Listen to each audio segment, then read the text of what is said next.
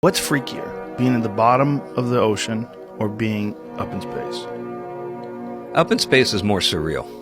Yeah, because the floating, the earth out the window, the views are better. But being down there was pretty wild, too.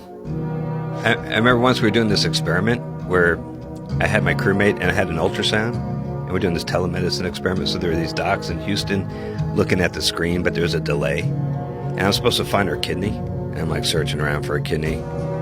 And then I look up and I look out the window and I see a 6-foot hammerhead shark right out the window. That's got to be really weird, right? You're in that thing, in their world. For how long? 2 weeks? Yeah. So is that the weirdest animal that you saw, is the hammerhead?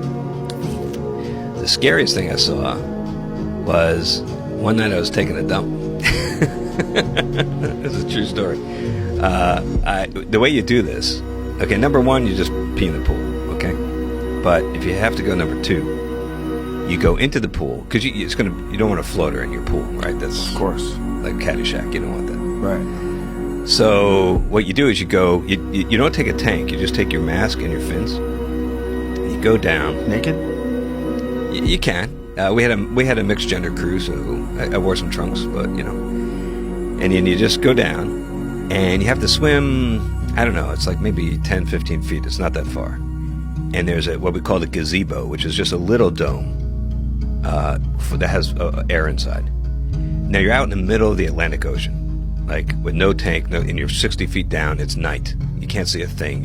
You're alone in the ocean, but you can see this little gazebo. You swim to that. You pop in, and then you got air, just some valves. You let in some fresh air, and then you hold on, and you take off your trunks and you just let it rip. But the problem is the fish get accustomed to this. Oh, Jesus.